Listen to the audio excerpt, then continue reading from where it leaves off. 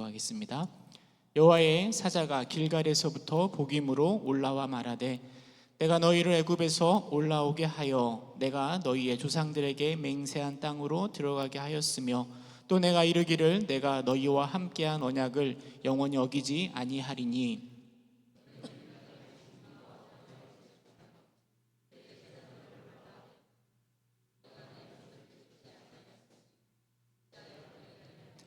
그러므로 내가 또 말하기를 내가 너희를 너희 앞에서 쫓아내지 아니하리니 그들이 너희 옆구리에 가시가 될 것이며 그들의 신들이 너희에게 올무가 되리라 하였노라.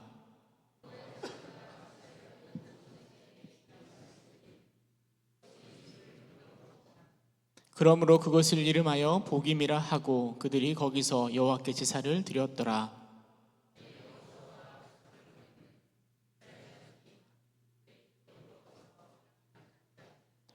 백성이 여호수아가 사는 날 동안과 여호수아 뒤에 생존한 장로들 곧 여호와께서 이스라엘을 위하여 행하신 모든 큰 일을 본 자들이 사는 날 동안에 여호와를 섬겼더라.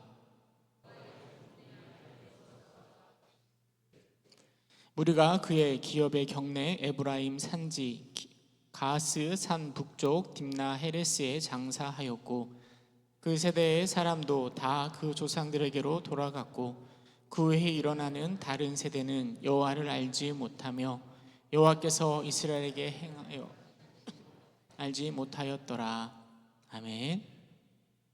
7차 60일 은혜로 기대해 오신 여러분들을 주님의 이름으로 축복하고 환영합니다. 이렇게 비가 옴에도 불구하고요, 여러분들이 이곳에 오셨으니까 이곳에서 많은 은혜를 누릴 수 있기를 소망합니다. 우리 옆에 있는 분에게 한번 말씀해 주시겠습니까? 잘 오셨습니다. 네, 은혜 많이 받고 갑시다. 여러분, 우리가 살아가는 세상은요 정말 빠르게 변화되어 가고 있습니다. 특별히 이제 스마트폰이 등장하고요, 또 코로나 시대를 지나오면서요 그냥 자고 일어나면 세상이 변화해 버리는 것 같습니다. 급속하게 변화되는 세상 속에서요 다음 세대를 준비하는 자들이 살아남는 것은 어쩌면 당연한 이치인 것 같습니다. 기업들도 마찬가지죠. 특별히 핸드폰을 만드는 기업들도요, 스마트폰을 만드는 기업도 그냥 지금 나오는 스마트폰에 만족하는 게 아니라 다음에 어떤 스마트폰을 만들까 준비하고 또 그것을 위해서 많은 투자를 아끼지 않는 거죠. 지금까지는 이 디자인이나 이런 카메라 기능 좋은 쪽으로 이렇게 스마트폰이 나왔었는데요, 이제 앞으로는 AI 기능이 중요한 역할을 할 거라고 얘기하더라고요. 그래서 기업들도 그런 기능을 담을 수 있는 스마트폰을 만들어낼 때 아마 살아남을 수 있게 될 것입니다. 그리고 교회도 마찬가지입니다. 다음 세대를 어떻게 준비하는가, 얼마나 잘 준비할 수 있는가, 그것에 따라서 앞으로의 우리의 교회의 모습이 달라질 것입니다. 우리는 이 다음 세대를 위해서 기도하고 또 계획하고 준비해야 되는 것이죠. 이번 은혜로 기도의 주제가 바로 다음 세대입니다. 이번 은혜로 기도회를 통해서요 우리 다음 세대에 대해서 좀 더 고민하고 기도할 수 있는 시간이 되기를 주님의 이름으로 축원합니다. 그럼 다음 세대란 누구를 말하는 걸까요? 다음 세대. 세상에서는 다음 세대를 MZ세대 이렇게 이야기합니다. MZ.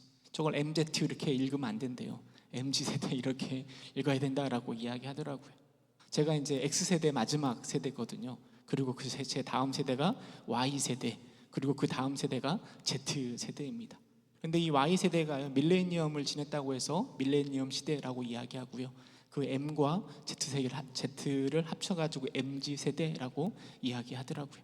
네이버에 보니까 1980년도 초에서부터 2000년도 초에 태어난 사람들이 바로 MZ세대라고 이야기합니다. 근데 이 MZ세대가요 이 기존의 세대와는 굉장히 많은 차이를 보여주고 있습니다. 그래서 뉴스 기사에 보면은요 MZ 신입사원, MZ 또 뭡니까 조폭 이런 것까지도 기사거리가 나오고 있습니다. 그만큼 세대 차이가 많이 있다라는 것을 보여주고 있는 것 같습니다. 네, 여러분, MZ세대가 우리의 다음 세대일까요? 이미 그들은 기성세대가 되어가고 있습니다. 그럼 MZ세대 다음은 어떤 세대일까요? 제가 찾아보니까 그 세대를 알파세대라고 이야기하더라고요. Z까지 끝났으니까 다시 처음으로 돌아와서 알파세대 이렇게 이야기하는데요, 여러분, 이 알파세대는 아마도 MZ세대와는 또 다른 세대가 될 것입니다. 그러니 지금 우리 세대와 알파세대는 얼마나 많은 차이가 날까요? 그렇게 다른 그 다음 세대를 생각하면서요, 제 마음 가운데 크게 염려되는 게 있습니다. 이렇게 빨리 변하는 이 세대 가운데 우리는 절대 변하지 않는 진리, 복음을 들고 살아가는 신앙인들 아닙니까? 그렇다면 이 절대 변하지 않는 절대 진리를 가지고 있는 우리들은 그렇게 빠르게 변화되는 세상 가운데 어떻게 살아가야 되고, 또 이 다음 세대를 어떻게 준비해야 될까요? 우리는 어떤 마음으로 신앙 안에서 다음 세대를 준비하고 인도해 내야 될까요? 사실 기대가 되기보다는 두렵고 또 걱정이 너무 많이 되는 것 같습니다. 오늘 특별히 이 사사 시대의 모습을 통해서요, 다음 세대가 아닌 다른 세대가 되어버린 그들의 모습을 살펴보면서 함께 교훈을 나누고 우리 가운데 도전을 받을 수 있는 시간이 되었으면 좋겠습니다. 여러분, 모세 이후에 출애굽하고 나서 가나안 땅을 정복합니다.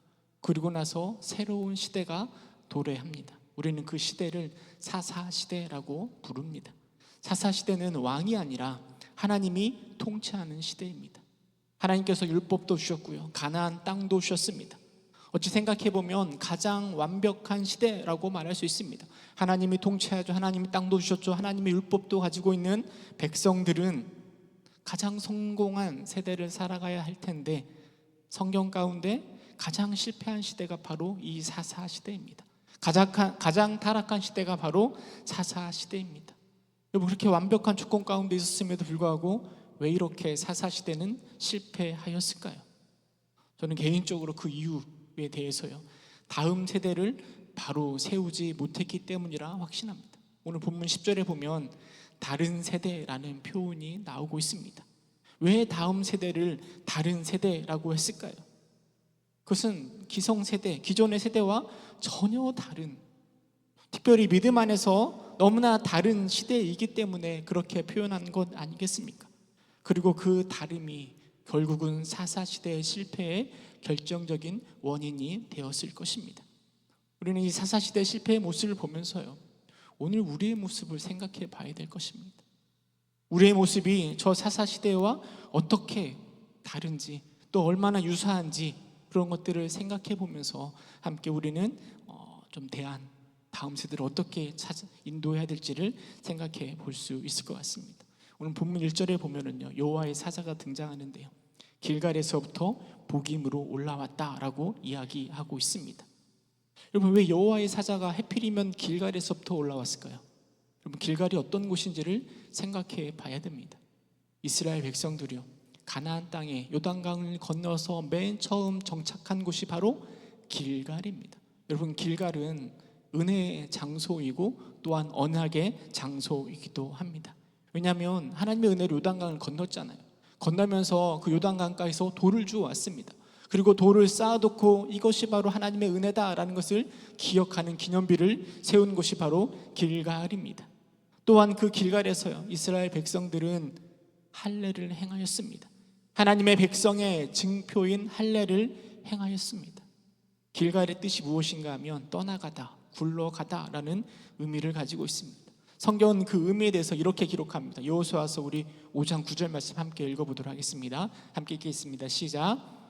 여호와께서 여호수아에게 이르시되 내가 오늘 애굽의 수치를 너에게서 떠나가게 하였다 하였으므로 그곳 이름을 오늘까지 길갈이라 하느니라. 굴러가는데요, 뭐가 굴러갔는가 하면 애굽의 수치가 굴러가는 것입니다. 이스라엘에 있었던 그 모든 수치, 애굽에서 종노릇 하였던 그 죄의 굴레 가운데, 종의 굴레 가운데 살아가던 모든 그 수치가 다 사라져버리고 이제는 새로운 시대, 새 땅에서 하나님과 함께 새로운 시대가 시작되는 그곳이 바로 길갈입니다. 그리고 그 길갈에서부터 여호와의 사자가 올라오고 있는 것이죠. 여러분, 이스라엘 백성들은 그런 은혜 가운데 새 시대를 시작했지만 그들의 새 시대는 반쪽의 성공에 불과하지 않습니다. 하나님의 은혜로 애굽에서 나와 가나안 땅에 자리 잡았지만 그들은 하나님의 명령을 지키지도 않았고요, 하나님의 백성답게 살아가지도 못하였습니다. 사사기 1장에 보면 이스라엘 백성들이 가나안 땅을 정복하는 내용들이 쭉 기록되어 있는데요, 그 내용의 핵심은 남았더라입니다. 어떤 지파가 어디를 정복했는데요, 이만큼 남았대요. 이만큼은 쫓아내지 못했대요. 그 이야기가 계속해서 반복되고 있습니다. 하나님이 완전히 다 쓸어내라고, 쫓아내라고 명하셨음에도 불구하고, 충분히 그럴 힘이 있음에도 불구하고 이스라엘 백성들은 적당히 힘드니까, 다 없애려면 피곤하니까 적당히 타협하고 그렇게 만족하였던 것입니다. 그리고 여호와의 사자가 길갈에서부터 올라와서요, 그렇게 적당히 타협하는 그들을 향하여 하나님의 은혜가 임하였음에도 불구하고 제대로 살아가지 못하고 있는 그들의 제약된 모습을 지적하는 내용으로 오늘 본문 2장이 시작하고 있는 것입니다. 그러면서 2절에 이렇게 이야기합니다. 너희는 이 땅의 주민과 언약을 맺지 말며 그들의 제단을 헐라하였거늘 너희가 내 목소리를 듣지 아니하였으니 어찌하여 그리하였는가. 은혜의 새로운 시대가 시작되었음에도 불구하고 어떻게 그렇게 쉽게 언약을 잊어버리고 적당히 타협하면서 살아갈 수 있는가라고 하나님의 책망이 그 이스라엘 백성들에게 임하고 있습니다. 근데 저는요, 그 책망이 오늘 우리를 향한 책망이 아닐까 하는 생각을 해보게 됩니다. 복음의 불모지였던 이 한국 땅이에요. 하나님의 은혜가, 하나님의 복음이 어떻게 들어왔습니까? 정말 교회가 하나도 없었던 그곳에 100년 만에 이렇게 많은 교회가 세워졌음에도 불구하고 하나님의 은혜로 복음이 받아들여지고 하나님의 자녀로, 백성으로 살아가고 있음에도 불구하고요, 많은 믿는 자들이 그냥 적당히 세상 가운데 타협하며 살아가고 있지는 않습니까? 하나님의 은혜로 가나안 땅을 정복했음에도 불구하고 그곳에 살아가는 사람들과 적당히 타협했던 것처럼 하나님의 은혜로 복음을 받아들였음에도 불구하고 적당히 세상 가운데 타협하는 우리의 모습이 저 사사시대의 모습과 동일하지 않습니까? 그럼 하나님의 책망이 여호와의 사자를 통해서 임했을 때 이스라엘 백성이 어떻게 한 줄 아십니까? 통곡하며 울었다라고 이야기합니다. 복임이라고 불렀는데요, 그 복임의 뜻이 바로 통곡하는 자들을 이야기합니다. 이스라엘 백성들은요, 자신의 잘못을 뉘우치고 그곳에서 통곡하며 자신의 새로운 삶을 살아가기로 다짐하고 그리고 결단하는 모습이 복임에서 나타나고 있습니다.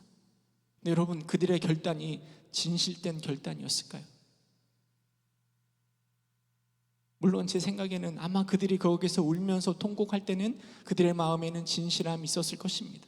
근데 결과적으로 보면 변화된 게 아무도 없어요. 아무것도 없습니다. 그냥 통곡하며 울었을 뿐이지 그 다음에 나타나는 모습의 내용들을 살펴보면 여전히 실패의 모습으로 나타납니다. 여러분, 복음에서 통곡하고 나서 새로운 이슈가 등장하는데 그게 무엇인가 하면 여호수아의 죽음입니다. 이스라엘 백성들을 이끌었던 여호수아가 죽음을 맞이합니다. 뿐만 아니라 하나님의 은혜를 함께 누렸던 많은 사람들이요, 세상을 떠나갑니다. 여러분, 여호수아의 마지막 유언 기억하시잖아요. 너희가 섬길 자를 오늘날 택하라. 오직 나와 내 집은 여호와를 섬기겠노라. 그랬던 여호수아가 죽고요, 많은 시대, 그 시대의 사람들도 다 죽어가고 이제 새로운 시대가 등장합니다. 근데 성경은 그 다음 세대를 다른 세대라고 부르고 있습니다. 왜 다음 세대라고 부르지 않고 다른 세대라고 불렀을까요? 단순히 생활 방식이나 그들의 삶의 제도가 다르기 때문에 다른 시대라고 불렀을까요? 신앙에 있어서, 믿음에 있어서 완전히 다른 세대, 여호수아와 또 그 당시에 있었던 이스라엘 백성들과는 완전히 다른 시대, 여호와의 하나님의 은혜를 경험하지도 못한 저 복음에서의 그 통곡하였던 것들도 기억하지 못하는 신앙 안에서 완전히 다른 세대가 등장했기 때문에 성경은 이렇게 표현하고 있는 것입니다. 저는 오늘 이제 왜 성경은 다른 세대라고 표현하였는지 그 특징을 좀 찾아보려고 하는데요, 여러분, 그 특징들을 살펴보면서 여러분, 그 사사시대의 다른 세대가 바로 오늘 우리의 다음 세대의 모습은 아닌지 우리가 좀 생각해 보았으면 좋을 것 같습니다. 첫 번째, 이 다른 세대의 특징이 무엇인가 하면요, 그들은 여호와를 알지 못하였다라는 것입니다. 10절 하반절에 보면 알지 못한다라고 분명하게 기록하고 있습니다. 근데 여러분, 알지 못한다고 했을 때요, 이스라엘 백성들 그 다음 세대가 하나님의 은혜, 출애굽시키고 홍해를 가르고 요단강을 건너게 하여서 저 여리고성을 무너뜨리고 저 가나안 땅을 완전히 정복할 수 있도록 인도하였던 그 하나님을 몰랐다는 의미일까요? 그 전 세대가요, 분명히 그들에게 가르쳐 주었을 것입니다. 부모로부터 하나님의 은혜가 어떻게 임하였는지 분명히 잘 들었을 것입니다. 그런데 다른 세대들은요, 그 하나님의 은혜가, 구원의 사역이 얼마나 자신들에게 소중하고 귀한지를 알지 못하는 거예요. 이스라엘 백성들은 애굽에서 종노릇하였고 광야길을 힘들게 걸어오면서 하나님의 필요를 절대적으로 느꼈습니다. 근데 가나안 땅에 정복하고 그곳에서 나타난 다음 세대들은요, 여호와의 필요, 하나님의 구원, 출애굽시켰던 은혜, 만나를 주셨던 그네를 더 이상 기억하지 않습니다. 아니, 알고는 있지만 더 이상 필요로 하지 않는 것입니다. 그리고 그 여호와가 하셨던 일들 때문에 감사하지도 않고 경배를 드릴 필요조차도 느끼지 못한, 하나님의 그 은혜를 알지 못하는 세대가 되어져 가고 있는 것이죠. 오늘날 우리도 마찬가지 아닙니까? 우리의 다음 세대들이 성경이 말하는 하나님의 구원을, 또 은혜를 모르는 것이 아닙니다. 나름대로 열심히 교회 나오면서 다 배우잖아요. 그런데 그들이요, 하나님의 은혜를, 하나님께서 베풀어 주신 구원의 그 기쁨들을 더 이상 귀한 것으로 여기지 못한다라는 게 문제인 거죠. 내게 하나님의 은혜가 너무나 필요해 라고 느끼는 게 아니라 그냥 좋은 하나님의 은혜구나 정도로 찾고 있는 거죠. 대신에 하나님 대신에 더 좋은 것들, 나를 만족시킬 만한 이 세상 가운데 더 나에게 필요한 것들을 찾게 되는 것입니다. 이게 바로 다음 세대, 다른 세대에 나타나는 두 번째 특징이라 할 수 있습니다. 여러분, 그들은요, 하나님이 아닌 우상을 섬기기 시작하였습니다. 2장 11절에 보면 이스라엘 자손이 여호와의 목전에 악을 행하여 바알들을 섬기며 라고 말하고 있습니다. 성경은요, 악을 행하는 것과 여호와가 아닌 우상을 섬기는 것을 동일시 여기고 있습니다. 하나님으로부터 돌아서서 하나님이 아닌 우상, 작은 신들 또는 세상에서 말하는 다른 어떤 좋은 것들을 섬기는 것을 하나님은 악을 행하는 것이다 라고 말하고 있는 것입니다. 하나님의 중요성을 잊어버린, 알지 못하는 다른 세대들은요, 하나님 자리에 다른 우상들을 세우는 것입니다. 바알은 가나안 사람들이 섬기던 신입니다. 그 바알 신은 비를 주관하고 있고요, 풍요를 주관하는 신으로 알려지고 있습니다. 여러분, 이스라엘 백성들이요, 가나안 땅에 정착하면서요, 하나님보다 그 바알 신이 더 좋아 보이는 거예요. 이제는 광야길을 걸을 필요도 없습니다. 누군가 전쟁할 필요도 없습니다. 그들은 이제 그곳에 정착하여 농사를 지어야 되는데요, 비를 주관하고 풍요를 가져다주는 그 바알신이 더 좋아 보이는 것이고 하나님 대신에 바알신을 섬기는 것입니다. 사실 이렇게 된 것은요, 오늘 우리가 읽은 본문에 보면 다 쫓아내지 않고 다 가나안 땅에서 다 쫓아내지 못한 우리 세대, 그 전 세대의 모습 때문에 그 잘못된 모습이 다음 세대의 옆구리에 가시가 되고 올무가 된 것 아니겠습니까? 그 우리의 잘못된 모습 때문에 그 다음 세대가 여호와를 버리고 바알과 아스타롯을 섬겼다라고 성경은 우리에게 말해주고 있는 것입니다. 여러분, 우리 가운데서도 다음 세대들이 여호와가 아니라 바알신은 아니지만 세상의 좋은 것들을 찾아갈 때요, 그게 단순히 그들만의 잘못이라 말할 수 있을까요? 우리가 잘못 보여주고 있는 것 아닙니까?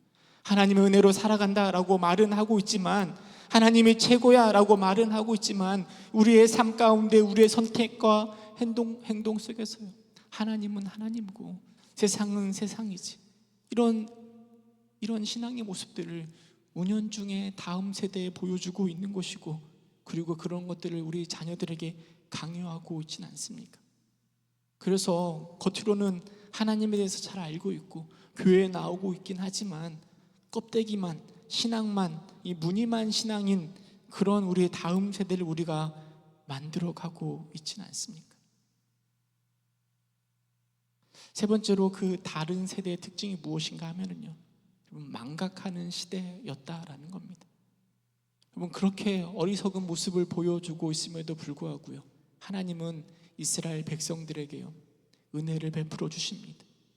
바알을 섬기고 아스라도스를 섬기고 있지만 다시 회복의 은혜를 더하여 주십니다. 불쌍히 여겨주시고요, 그들에게 사사들을 통하여서 그들의 어려움들을 회복시켜 주시고 구원시켜 주십니다. 그런데요, 하나님의 은혜를 누린 그들이, 그 다음 세대들이요, 금방 그 하나님의 은혜를 잊어버리고 있습니다. 사사기에 12명의 사사들이 등장합니다. 왜 12명의 사사가 등장할까요? 12번이나 이스라엘 백성들이 하나님의 은혜를 잊어버리고 딴짓을 했기 때문입니다. 여러분, 사사기는 그 패턴이 계속 반복돼요. 하나님을 잘 섬기다가 하나님을 버리고 우상을 섬깁니다. 하나님이 우상을 섬긴 그들을 징계하십니다. 어려운 가운데 그 이스라엘 백성들이 하나님께 부르짖을 때 하나님은 사사를 통해서 그들을 구원시켜 주십니다. 사사가 등장했다라는 것은 이스라엘 백성들이 그만큼 타락했다라는 것을 보여주고 있습니다. 12명의 사사들이 등장했다라는 건 그들이 계속해서 반복적으로 12번이나 하나님을 버렸음에도 불구하고 하나님의 은혜가 임하였음을 보여주고 있습니다. 근데 여러분, 12번이 지나갈수록 그들의 마음이 이제 하나님을 찾아야지, 그런 마음이 아니라 계속해서 그 신앙이 점점점 떨어지는 거죠. 은혜의 시대가 처음에는 좀 길었거든요. 근데 뒤로 갈수록 은혜의 시대가 점점점 줄어들고 금방금방 타락의 시대가 다가옵니다. 이스라엘 백성들의 죄의 모습이 점점점 깊어지는 그런 다른 세대로 모습으로 나아가고 있습니다. 하나님의 은혜를 금방 망각해 버렸기 때문입니다. 제가 세 가지 다른 세대의 모습을 이야기하였는데요, 그 모습을 한 구절로 표현하는 구절이 사사기 21장 25절입니다. 우리 함께 한번 읽어보도록 하겠습니다. 21장 25절 시작. 그때 이스라엘의 왕이 없으므로 사람이 각기 자기 소견에 옳은 대로 행하였더라. 사사시대를 한마디로 표현하면 이렇게 표현할 수 있을 것 같습니다. 이스라엘의 왕이 없으므로. 여러분, 근데 이스라엘의 왕은 실제로 없었습니다. 그러나 이스라엘을 다스리는 자가 없었습니까? 여호와 하나님이 다스리는 이스라엘 백성들이었습니다. 그러나 전능하신 하나님의 그 다스림을 믿지 않고요, 자기 멋대로 자기 소견에 옳은 대로 행하는 모습이 그 사사시대의 모습이고요, 그 사사시대의 그 모습이 오늘 우리의 자녀들, 우리의 다음 세대의 모습은 아닐까 하는 걱정과 두려움이 우리에게 있는 것 아니겠습니까? 여러분, 그렇다면 우리는 이 다음 세대가, 이 다른 세대가 되지 않게 하기 위해서 어떻게 해야 될까요? 어떻게 믿음으로 우리의 다음 세대를 신앙 안에서 잘 이끌어 갈 수 있을까요? 여러분, 다 자녀를 기르시니까요, 어떻게 하셨습니까? 먼저는 교회에 보내는 것 아니겠습니까? 교회 열심히 출석시켜서요, 주일학교에서부터 영아부에서 청년부 이르기까지 잘 출석시키고, 여름이 되면 수련회와 성경학교를 보내고요, 가정예배를 드리고 성경 읽게 하고, 이런 것들 물론 너무나 중요한 신앙을 세우는 중요한 모습일 것입니다. 근데 여러분, 그것만으로는 부족한 것 같습니다. 여러분, 그런 모습을 통하여서 우리 아이들이요, 믿음의 모양을 가질 수는 있지만 자칫 잘못하면 겉모습만, 무늬만 신앙인이 될 수 있음을 우리는 기억해야 됩니다. 그럼 우리가 어떻게 해야 될까요? 사실 제가 사사시대 안에서요, 어떻게 하면 다음 세대를 세울 수 있을 만한 방편들을 찾아볼까 생각해 봤는데 찾는 게 쉽지는 않더라고요. 왜냐하면 그들은 실패한 시대이기 때문입니다. 어디로 돌아가야 찾을 수 있을까 생각해 봤는데요, 다시 처음으로 돌아가는 거죠. 여러분, 가나안 땅에 들어올 때요, 하나님께서는 모세를 통하여 이스라엘 백성들에게 이렇게 살아가라 다시 말씀하신 내용들이 신명기에 기록되어 있습니다. 특별히 신명기 안에 보면 이 자녀 교육을 어떻게 할 것인가, 쉐마라는 부분들이 신명기 6장에 잘 기록되어 있습니다. 저는 그 6장을 살펴보면서 우리 다음 세대를 다른 세대가 아닌 믿음의 신앙의 다음 세대로 기를 수 있는 방법들을 생각해 보고자 합니다. 첫 번째는요, 여러분, 마음에 새기는 게 중요합니다. 우리 신명기 6장 6절 함께 읽어보도록 하겠습니다. 시작. 네, 말씀을 너는 마음에 새기고 라고 이야기하고 있습니다. 여기서 너는 누구를 이야기하는 걸까요? 우리 자녀들에게 새기라 라는 말일까요? 아니요, 우리 나 어른들에게, 부모들에게 새기라 라고 분명하게 말해주고 있는 것입니다. 6장 4절부터 읽어보면요, 이스라엘아 들으라. 우리 하나님 여호와는 오직 유일한 하나님이시니 너는 마음을 다하고 뜻을 다하고 힘을 다하여 내 하나님 여호와를 사랑하라. 오늘 내가 너에게 명령한 이 말씀을 너는 마음에 새기고 라고 이야기합니다. 자녀들의 마음에 새기라 라고 말하는 것이 아니라 너에게, 부모인 너희들의 마음에 하나님을 사랑하고 그 여호와의 말씀을 마음에 새기라 라고 우리에게 분명하게 말해주고 있습니다. 물론 자녀들에게 그 마음에 새기는 것 중요하죠. 그러나 우리의 마음속에 먼저 새겨야 되는 것입니다. 여러분, 우리 아이들이 하나님 사랑하기를 원하십니까? 그러면 내가 먼저, 부모가 먼저 하나님을 사랑해야 됩니다. 그리고 나서 우리 아이들을 가르칠 때 우리 아이들이요, 그 겉면에 귀를 기울이는 것입니다. 우리 아이들은요, 부모들의 위선적이고 일관성 없는 그 모습에 굉장히 부당하다라고 생각하는 거예요. 젊은이들이요, 우리 기성세대를 떠나는 가장 큰 이유가 무엇인가 하면 말 따로 행동 따로인 일관성 없는 그 신앙의 모습에 실망하고 떠나는 모습을 우리는 종종 보게 되는 거죠. 제가 우리 하민이랑 하영이가 핸드폰을 엄청 많이 보거든요. 그래서 야, 핸드폰 좀 보면 그만 봐 뭐라고 하면 애들이 뭐라고 하는지 아십니까? 아빠도 그만 봐 이렇게 얘기한다니까요. 우리 신앙에 있어서 우리가 아이들에게 가르치려고 할 때요, 하나님을 사랑해야지 가르치려고 하는데 내가 먼저 하나님을 사랑하지 못한다면 여러분, 그 말들이 어떻게 아이들에게 전달이 되겠습니까? 여러분, 하나님을 진심으로 사랑하시기 바랍니다. 부모인 내가 먼저 하나님을 사랑할 때 우리의 자녀들이 그 믿음을 따라서 다른 세대가 아니라 믿음의 다음 세대가 될 것입니다. 두 번째로 우리가 생각해 볼 수 있는 것은요, 여러분, 복음을 지식적이고 추상적인 그런 믿음이 아니라 실용적인 적용으로 가르쳐야 됩니다. 우리 신명기 6장 7절 말씀 함께 읽어보도록 하겠습니다. 시작. 내 자녀에게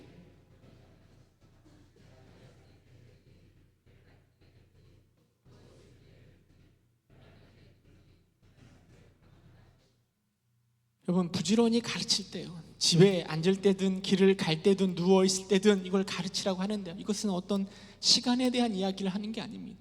정기적인 예배 시간을, 가정 예배 시간을 권면하는 것이 아니라요, 일상생활의 구체적인 일과들을 이야기하는 거예요. 시간을 정해놓고 하나님의 말씀을 가르치라는 게 아니라 우리의 삶의 순간순간마다 여호와의 말씀을 적용시킬 수 있도록 가르치라라는 것을 말하고 있는 것입니다. 여러분, 항상 기뻐하라 말씀을 가르치고 암송하게 시키는데요, 우리의 삶 가운데, 우리 일상 가운데 기뻐하지도 않고 즐거워하지도 않고, 그렇다면 그게 무슨 의미가 있겠습니까? 우리의 삶으로 그 말씀을 가져와서요, 이런 형편 가운데서도 우리는 하나님의 은혜 가운데 기뻐해야 돼, 이런 것을 가르칠 때 우리의 삶의 구체적인 삶으로 가지고 와서 그 말씀들을 적용시키고 가르쳐 줄 때요, 겉만 무늬만 신앙인이 아니라 그 마음속까지 신앙인인 아이로 세워갈 수 있는 것입니다. 특별히 복음의 가치와 덕목들이요, 우리의 결정, 우선순위에 뚜렷한 영향력을 미칠 수 있다는 것을 우리 자녀들에게 보여주어야 되는 거죠. 여러분, 교회에서 아무리 주일 성수를 외친다 한들 우리가 집으로 돌아와서 조금만 문제가 있으면 좀 주일 성수에 대해서 너무나 쉽게 우리가 아이들에게 보여주고 있다라면 여러분, 그게 무슨 가르침이 될 수 있겠습니까? 우리의 삶 가운데 우리가 믿음을 가지고 있잖아요. 그 믿음이 어떤 결정과 어떤 우선순위로 나아가는가, 우리 아이들이 그것들을 보여줘야 됩니다. 결국 율법주의가 되라는 이야기는 아닙니다. 그러나 우리가 믿고 있는 그 믿음이 적극적으로 우리의 삶 가운데 어떤 영향력을 미치고 있는지 우리 아이들에게 가르쳐줘야 됩니다. 그래야 아이들의 믿음이 속까지 변화되는 그 믿음으로 변화될 수 있는 것 아니겠습니까? 세 번째 우리가 생각해 봐야 되는 것은 믿음의 교리들을요 우리의 삶 속에서 나의 고백이 되게 해야 한다라는 거죠. 신명기 6장 20절 이렇게 이야기합니다. 함께 읽겠습니다. 시작. 후일에 내 아들이 내게 묻기를 우리 하나님 여호와께서 명령하신 증거와 규례와 법도가 무슨 뜻이냐 하거든. 여러분 뭐라 말씀하시겠습니까? 내 아들들이 물어보는 거예요. 하나님의 명령, 이 말씀들이 무엇이고 왜 우리는 이것을 지켜야 됩니까? 라고 물어본다면 여러분들은 뭐라 대답하시겠습니까? 물론 가장 쉬운 방법은 하나님 말씀하셨으니까 지켜야지 이렇게 이야기하면 될 수도 있겠죠. 여러분 6장 20절 이후에 뭐라 얘기하는가 하면요, 하나님께서 우리를 애굽에서 인도하시고 홍해를 가르게 하시고 광야를 건너 가나안 땅에 오게 하신 이야기를 기록하고 있습니다. 이것은요 이스라엘 백성들의 자신들의 신앙의 고백입니다. 우리도 그런 고백을 해야 됩니다. 물론 그 성경의 기록대로 우리가 말할 수는 있죠. 그러나 여러분 나의 삶의 고백으로, 나의 삶의 간증으로, 나의 삶 가운데 내가 누렸던 그 고백으로 나아갈 때 여러분 그 고백이 더 힘있게 우리 아이들의 믿음 가운데 영향을 미치는 겁니다. 내가 어떤 은혜를 받으며 하나님을 따라 저 죄에서 또 세상 가운데서 종로를 타다가 내가 이렇게 나왔는지 우리 아이들에게 말해줄 수 있어야 됩니다.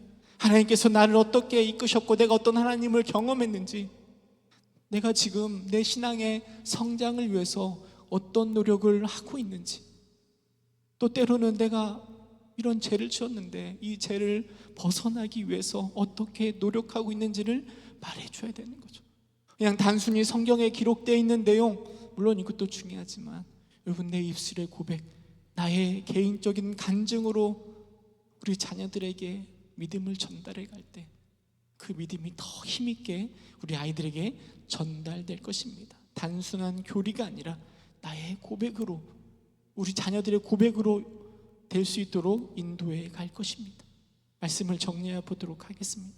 여러분 우리의 자녀들을요 다른 세대가 아니라, 신앙 껍데기만 가지고 있는 다른 세대가 아니라 믿음의 다음 세대로 세우기 위해서는요 우리가 먼저는 일관성 있게 믿음을 따라 행동해야 됩니다. 삶 따로 믿음 따로 이런 따로 국밥이 되어서는 안 됩니다. 또한 구체적으로 삶 가운데 적용시켜서 알려줘야 됩니다. 말씀들이 나의 삶 가운데 어떻게 적용돼야 되는지를 분명하게 말해줘야 됩니다. 그리고 나의 간증으로 구원의 은혜를 우리 자녀들에게 말해줘야 되는 것입니다. 단순히 교회에 머물게 한다고 해서요, 단순히 교회에 데리고 온다고 해서 우리 아이들의 믿음이 바로 세워지는 것이 아닙니다. 신앙 안에서 믿음의 세대를 세우기 위해서 우리는 부단히 노력하고 기도하고 도전해야 됩니다. 그런 저와 여러분 될 수 있기를 주님의 이름으로 축원합니다. 제가 말씀을 준비하면서 사실 제 안에 계속해서 드는 생각이 있었습니다. 여러분도 잘 아시죠? 너나 잘하지, 너나 잘하세요, 그런 마음이 계속해서 들었습니다. 말씀을 준비하면서요 사실은 우리 자녀들에게 그 제가 이야기한 세 가지를 하는 게 너무 어렵고 힘든 일 아니겠습니까? 참 저의 모습이 부끄럽다라는 생각이 들었습니다. 정말 그대로 살아가지 못하는 그런 예화거리가 정말 많이 있잖아요. 그런데 부끄러워서 하나도 말을 못하겠습니다. 여러분 정말 이게 쉬운 일이 아닙니다. 그런데 우리는 도전해야 됩니다. 복음에서 그들의 통곡들, 그러나 그들은 실패했잖아요. 우리는 그 모습을 반면교사로 삼아야 됩니다. 이스라엘 백성들은 실패했지만 우리는 실패해서는 안 됩니다. 우리의 다음 세대를 다른 세대가 아니라 믿음의 다음 세대로 키워내야 됩니다. 힘들죠, 어렵죠. 그러나 결코 포기할 수 없습니다. 여러분 도전하시기 바랍니다. 여러분 사사시대에 가요 믿음의 그 세대들의 실패의 모습이 쭉 기록되어 있습니다. 근데 언제 그 사사시대가 끝난 줄 아십니까? 사무엘이 등장하면서 그 사사시대가 막을 내립니다. 여러분 사무엘이 어떻게 등장하게 됩니까? 바로 한나의 기도를 통해서 등장한 것 아니겠습니까? 우리는 부족하죠, 연약하죠. 우리가 무슨 힘이 있다고 우리의 자녀들을 복음의 다음 세대로 세울 수 있겠습니까? 근데 우리는 한나의 그 기도를 기억하는 것입니다. 특별히 이번 7차 은혜로 기도회 가요 그 한나의 기도와 같은 역할을 감당할 수 있기를 간절히 소망합니다. 이스라엘 백성들은 복음에서 통곡하였지만 실패하였습니다. 우리는 열심히 간절히 기도함으로 그 실패를 뛰어넘어 믿음의 다음 세대를 세울 수 있는 여러분 될 수 있기를 주님의 이름으로 축원합니다. 이 시간 함께 찬양했으면 좋겠는데요, 나를 위한 찬양이 아니라 우리의 자녀들을 향한 우리의 기대와 소망을 담아서 우리 기도하는 마음으로 원하고 바라고 기도합니다. 우리 함께 찬양하도록 하겠습니다. 이 세상을 살아가는 동안에, 이 세상을 살아가는